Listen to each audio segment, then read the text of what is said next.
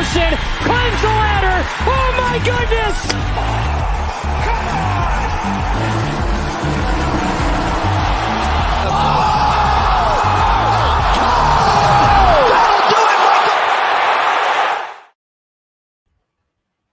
What is up, everyone?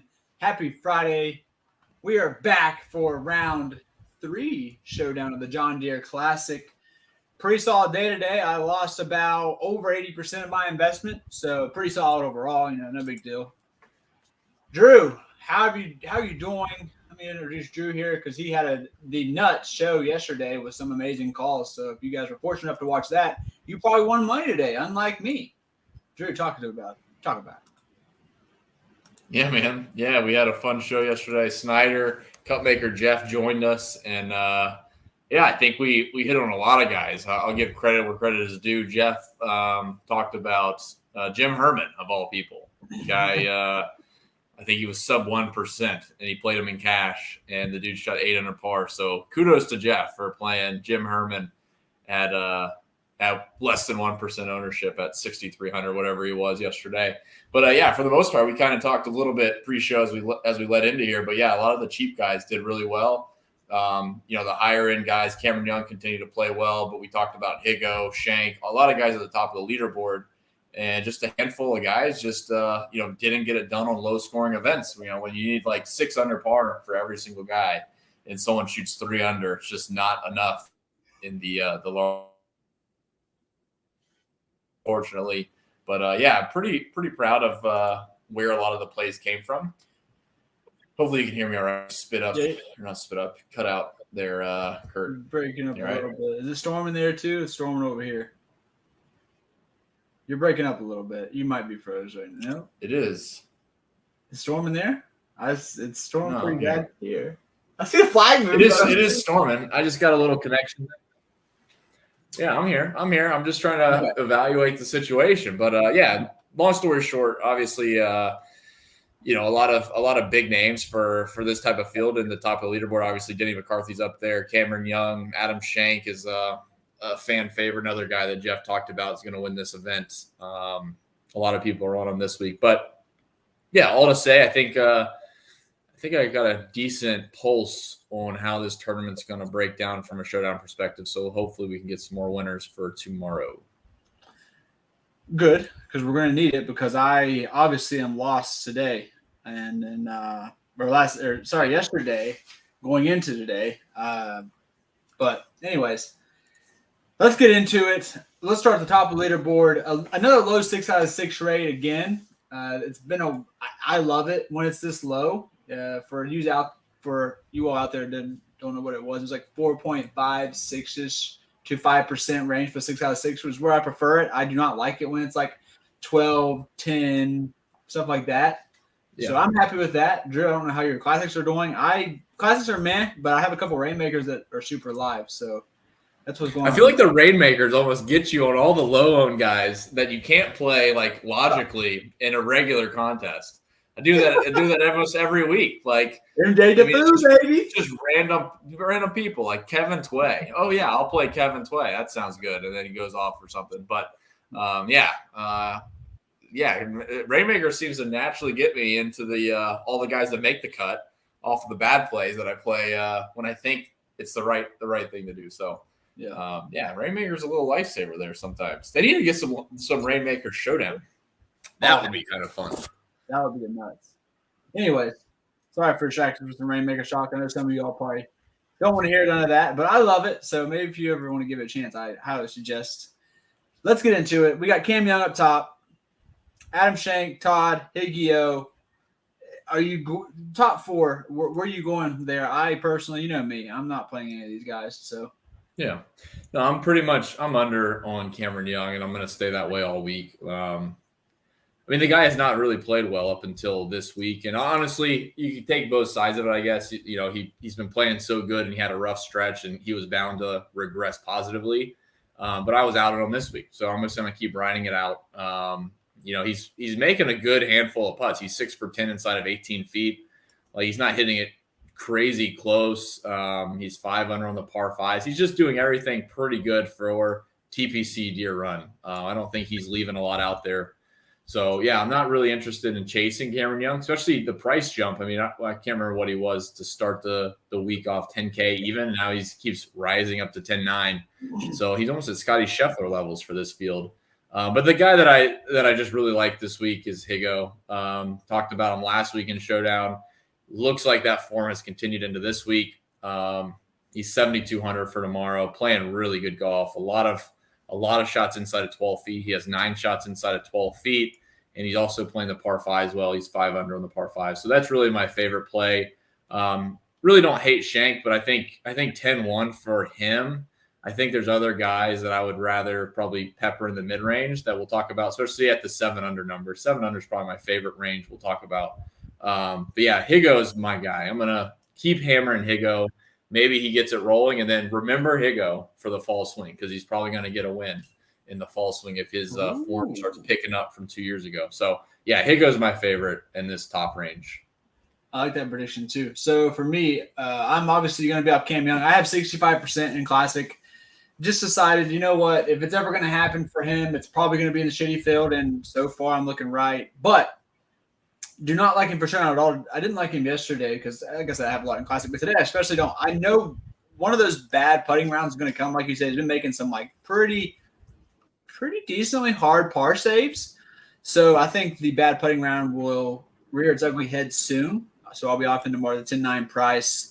I like the Higio call. I'm not going to play him, but I like the fall swing call because I like to grind the fall swing. So I'm going to keep that in mind for next fall. And then up top, I'm off Ludwig Aberg too. I had him a lot today. Didn't have him in Classic, but I knew that I like him in Showdown. I think he's more of a Showdown play than a Classic play right now due to him not really having that great of iron play yet, which is going to come, obviously. So I'm going to always play him in Showdown, but I'm not going to play him after the 700 today.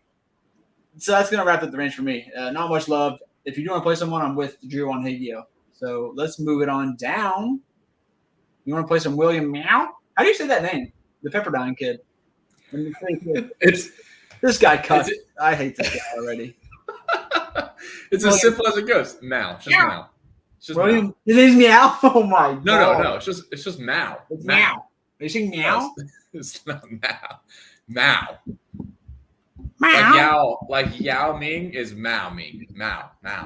Yeah, I'd rather shoot myself than play this guy. So, what's funny? The stats don't look. I mean, we don't know. We don't know how he's going to play out. I mean, between him and Aberg's a better player coming out of college. Mao just graduated from Pepperdine, so this is his first professional event or first event as a pro, getting a sponsor's exemption. Obviously, playing great, but that I just don't see that continuing. I mean.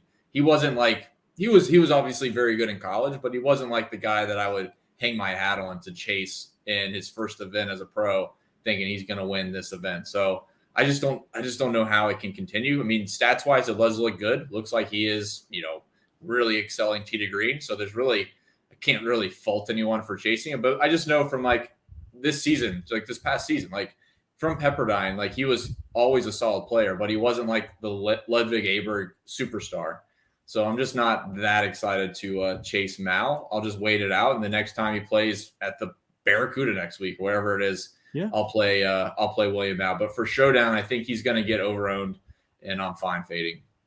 Yeah, I don't really like anyone, and I guess we're going to go to 8 under and up will be this range for us. So if you want to talk about anyone else you really like in this range. Yeah, honestly, the guys that I would have liked all played really well today, with the exception, I guess, of Chris Kirk. I still think Chris Kirk has a little bit left in the tank. He is putting well, which is fine. I'm not going to fault him there. Kevin Streelman was a guy I talked about last night, and he played extremely well today. Probably going to fade that, and Lucas Glover as well. But I guess, I mean, if we're going to be real picky, I guess Gordon Sargent's still got a lot of ceiling. In my opinion, he's not driving the ball great, and there's still a little bit to be desired for his irons, but he's a guy that could nuke a slate potentially with as easy scoring as this golf course is. The par 5s, he's playing 5 under par. We know he's probably the longest guy in this field. So I don't mind chasing a little bit with Gordon Sargent. And you're going way down to 5 under? What are you 8 under. Doing? Where's Sargent at? 5 under. Oh, my bad. I was like, wow, I thought I was going crazy, bro. Shot 4 under. I haven't doubled. My bad. Disregard that. We'll talk about him in a second. Yeah, I think that's pretty much it. It was Chris Kirk. Yeah, so for me, I like Chris Kirk. I'm on a lot of Mark Hubbard Classic, and he kind of did a lot with the short stick, and he chipped in from the bunker on 1, so probably be off on Showdown. I'm probably going to be with Drew here, liking some of the 7 under guys. So keep it simple. I'm not Kevin Stroman 8 under today. I don't like to chase that kind of stuff. So Chris Kirk for this ring. I'm basically going to fade the top 10 tomorrow, and that's how I like to play it. So without further ado, Drew, take us into the Fantasyland, our favorite land, T18, and let's go all the way down. Let's just do all the T18s. It's like 8 guys. Yeah, I'm double checking, make sure I didn't miss somebody. Like now I'm worried that Gordon Sargent, I got him at 8, so I fucked up his round 2 score to throw him at 8 under par. But yeah, in this range here, Keith Mitchell, love Keith Mitchell, love Doug Gim. Actually, Batia, I talked about him last night. I'm going to chase that again for tomorrow. And honestly, I mean, Grayson Sigg got off to a good start. I don't know how he finished, but I'm pretty sure he got off to a decent start. It might have been yesterday that I'm thinking about. I think he shot 5 under on the front yesterday, got off hot, and then basically has done nothing the last 2 days. So I think Sigg still has a little bit in him. And then the bottom range there, we just talked about Udo. I don't plan to chase Udo, but his stats still look good. But yeah, that top range here for me is like, I'm going to play a ton of it. Keith Mitchell's the nuts play. Doug Gim as well at 7,900. So super cheap, in my opinion. He's 7 for 14 inside of 18 feet. He's got 9 shots inside of 12 feet. Just playing really good golf. Liked him coming into the week. And then Batia is kind of out of nowhere, but he's playing really good this week. He likes his golf course. Like I said, it takes driver out of your hands for the most part, or at least you don't have to kind of grip it and rip it. And it looks like he's taken advantage of that. A lot of good iron shots, and he is not playing the par 5s well. So I think there's a lot to be desired for Batia, and I don't mind chasing them. But like for Gim to be $100 more than Batia, it's just crazy to me. So yeah, love Gim, love Mitchell, and we'll play some Batia. Once again, we're kind of step and step. I like Sig a lot. I don't know. I mean, I know you mentioned it, but if I'm ranking this range, it's probably going to be Akshay, Sig, Mitchell, and then I'm actually going to play Seamus Power. Went even on the par 5s today. Shot 500, awesome in the first round. I think he honestly has a really low round out there. I think we could see 7-8 under at some point this weekend, possibly from old Seamus. So that's how I'd rank this range, and I have a lot of love, and I'll probably be. Seamus is wild, man. Like, isn't Seamus just crazy? How the dude hasn't done anything, and he goes to a course he likes, and starts to play well. Like, yeah, I mean, I can look through his numbers. His numbers do look good, but like, that's like out of nowhere. Terrible, yeah. It's like Cam Young. I mean, they like. I don't know. Maybe you just come here and it's the. Well, I mean, Cam Young's a better player than Seamus Power. I just mean Seamus Power hasn't done anything for 2 months, and he comes to a course with good course history. And you're like, well, huh? He had 1 spike week in the last 2 months. I mean, at the Memorial, he was 41st. Byron Nelson, he got 19th. Wells Fargo, 18th. It's not been 2 months. It's like a month. Like, last yeah, it's a little bit of hyperbole, but like for a guy that's been playing so bad, and then he comes here to a course where he's played well at, and like course history through and through for him, basically. Yeah, it's just wild to me. It's like he's like the Zach Johnson of this golf course for 2020 plus. Oh, so what you're saying? Just a weird deal. Some of these guys, man, course history is just wild, and how it just flips a switch for him. What you're saying is he has a 7 or 8 under coming this weekend. Is what you're saying? It's probable, yeah. It's likely it's going to happen. All right, let's get into. I will tell you who does have one coming is either Keith Mitchell and or Doug Gim, but I'll be playing both of them together. I like Quest. I'm playing Quest tomorrow.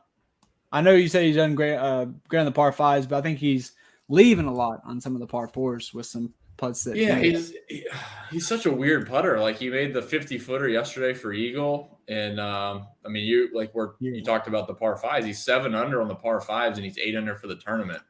Hasn't really hit his irons great.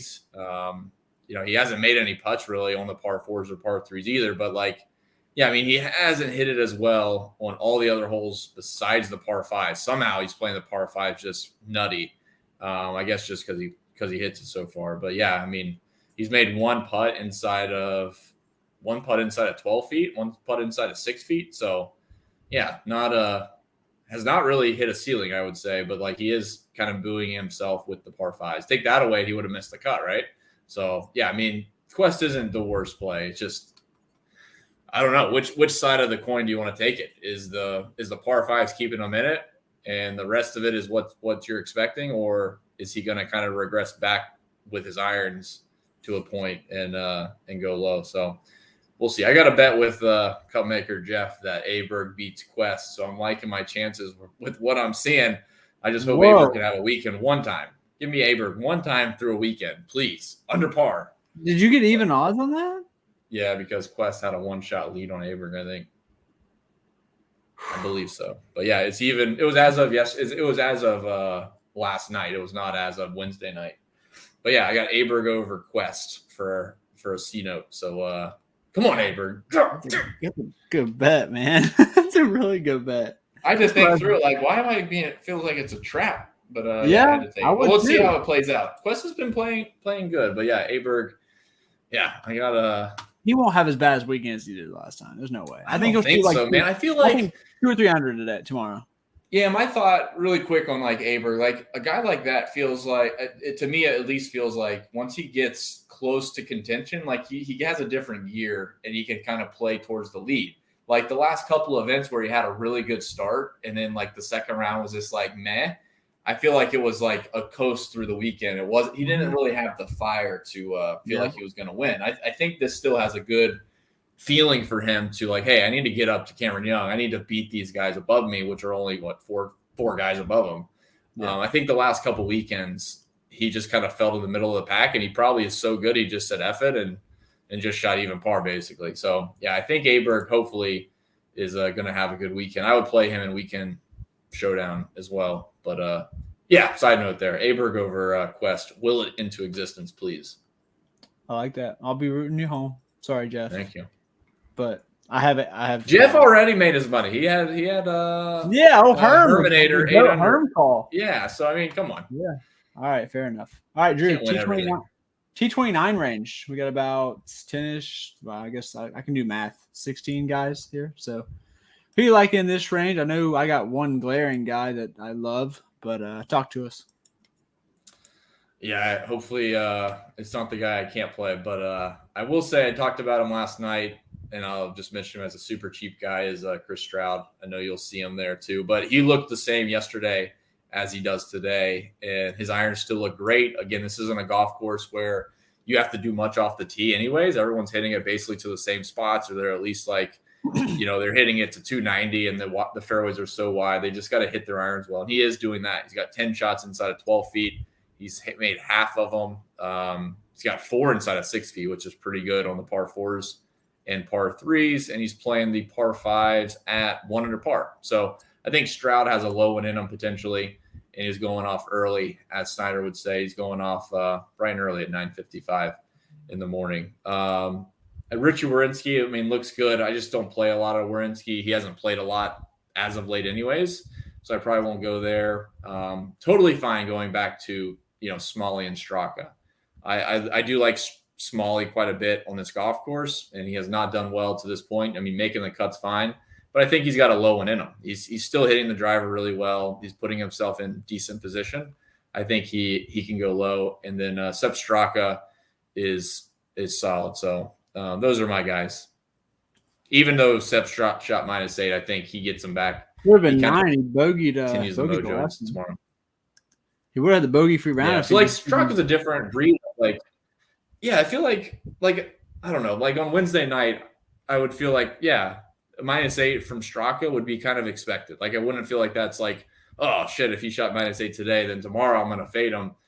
I mean, yeah, he got back into the tournament more or less, at least made the cut.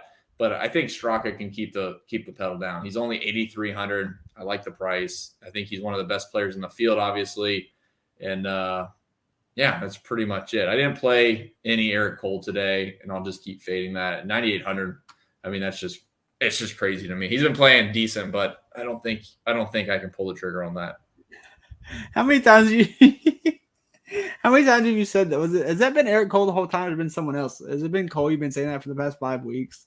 Probably. It makes No, I don't sense. think so. I don't think so. It has I've to be played some someone Eric Cole. else. It has to be someone It else. was someone else. I've played some Eric Cole. I think in this field, he got a little bit overhyped, and I wasn't super I'm not excited playing about for it. I didn't play him. I bet him. I bet him after round 1. I got him 55-1. So, but I can't remember. I do like a weighted birdie or better number, and he wasn't one of the top guys I was looking at. Like, ironically enough, Straka was, and both of them have played well at the Honda. So, like, trying to comp this course to Honda doesn't make sense. So I just looked at birdie numbers, and Cole just was down the board a bit. So yeah, long story there, but yeah, that's for me. It's like the top range, and then cheap guy Stroud. I'll give top range. I don't really like 2 guys in this range. I'll go Alex Smalley. I feel like people don't really want to play the price. He's 8,900. He's middle of the pack. Will be super low owned. So give me Alex Smalley. Always like him playing. Always like him for Showdown. And then I'll go a random dude. Since we're just pulling random dudes, creative characters. We got locks. Basically. We got locks, Corin, freaking William Meow round 1. Then we got freaking Jeff doing like, what was the guy's name? Jim Herman. I'll go Ryan Gerard. 6,700 tomorrow will be my cheapie in this range. Yeah, I don't mind that. Why not? The stats look decent. Lost it on the putter. I think Ryan Gerard was a soldier some point earlier in this year, if I'm not mistaken. So yeah, I don't mind Gerard. So those would be my 2 guys in this range. Matthew Neesmith, I usually don't mind, but I'm gonna have a tight pull. Trash, dude. Yeah, I'm not a fan of Neesmith. What's he at? Dude is making everything, by the way. Holy shit. 6 to 6 inside of 12 feet. I need cheapies though, man. He's 7,100. I don't like me. I'm not playing Troy Merritt. No. I hate Troy Merritt. But anyways, T45 and down.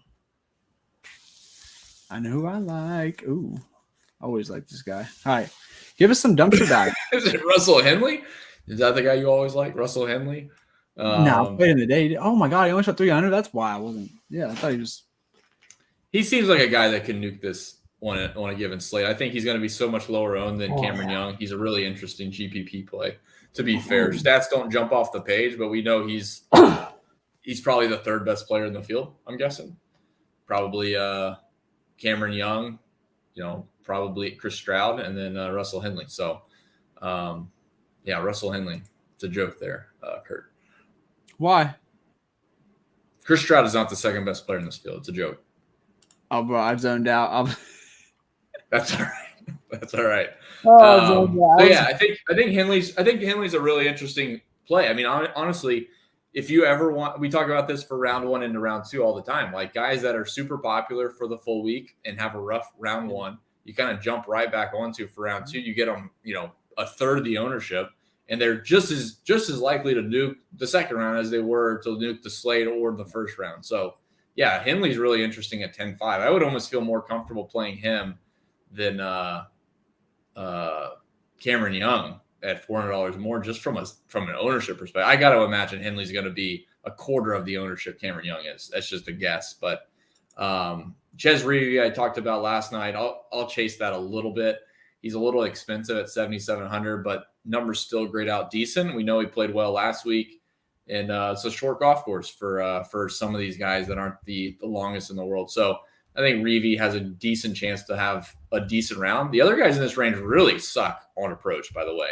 I'm not really tempted to go chase Ramey. I looked at him last night and didn't pull a trigger, so I'm fine waiting another day. He didn't really shine too much for in round 2. So yeah, this range is kind of dead for me, to be honest. Like I think this is a leverage spot or a leverage range for me to play Henley at a relatively low ownership compared to Cameron Young. Yep. So my guy, I'm playing Henley as well. I played him today. I'll probably go right back to him. Played him in Classic too. Just like what you said, I think he has a really low round in him. Going to be low owned. I'm going Mr. Cameron Champ. See what exactly we have his price at.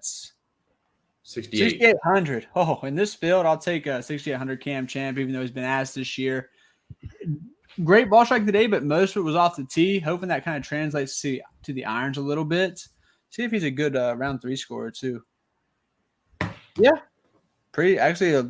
Round 3 is his best. So fire me up. Cam Champ will be my core tomorrow. Kevin, you don't mind it. We'll have him in the pool. I had Suno today, but I'm not going to play him again. He just doesn't have the iron play, I feel like, to back up like another 500 plus round. That's kind of what I'm looking for.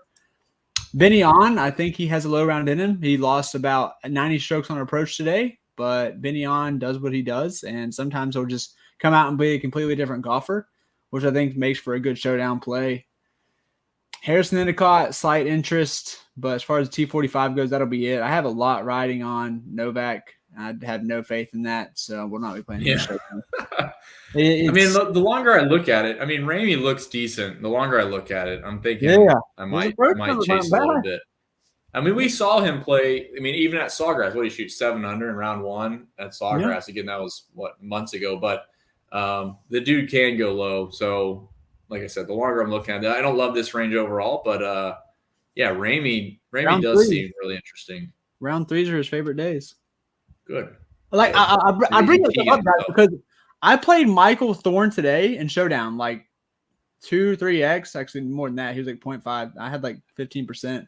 The guy was showing to be better on round 2s, and he shot at 800 today.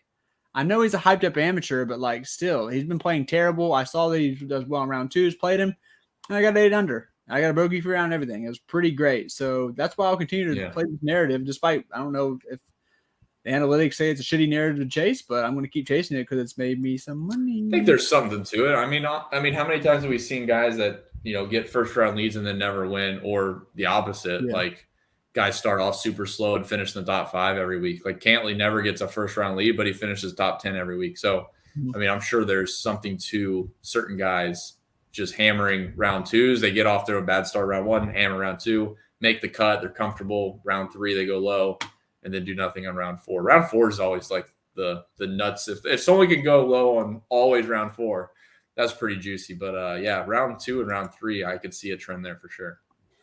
So let's talk about this very tiny T62 range. You got about 5 guys here. Is there anyone that really sticks out to you? Not really, to be fair. I mean, Matt Kuchar, is he just dust? Like, is he straight dust? Yeah, if he was interesting, he'd get a live contract and he'd be gone, but he's not. And they probably just don't want him on any teams anyways. He would just seep everything, all the fun out of their team. So I think I'm playing him tomorrow. Yeah, I struggle to see him going low. ZJ's numbers look decent. I mean, Zach Johnson's numbers, I mean, he hasn't hit anything super close, but he's hit everything pretty consistent, hitting a lot of fairways, a lot of greens, just not close. That could flip, on a day. So ZJ isn't the worst punt. There's no one. I mean, there's not a ton of cheap guys anyways throughout the board, as we talked about.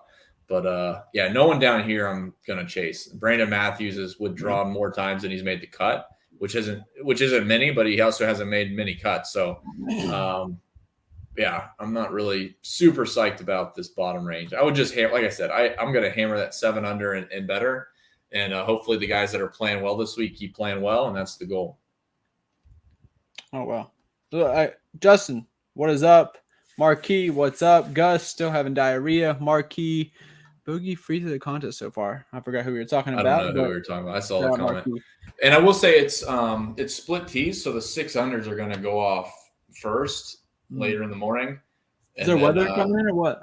I guess I didn't read the thing. I just looked at the tee time. So -6s are going off first, and then -4s are going off last, as well as the leaders, obviously. So the -6s are your early birds, if that's what you want to call it. But they're only like an hour and a half from the last tee time, so it's really not a very big gap.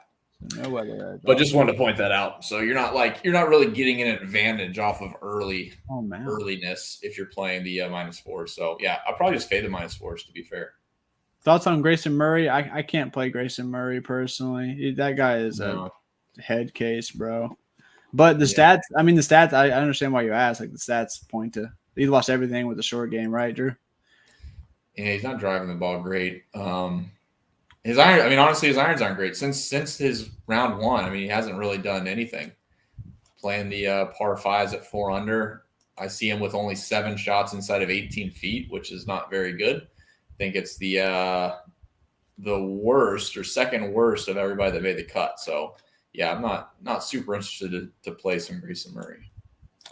And like you said, I mean, he's a head case, but he's also all over the place. Like, I think he made the cut like a month or two ago. Then he withdrew because he couldn't, like, I don't know if he was drunk or what, but like he just couldn't make his tee time, so he just withdrew. Like, that's crazy to me. But yeah, he is Looney Tunes, my man. He's an asshat. But you all know what time it is. Everyone's favorite time.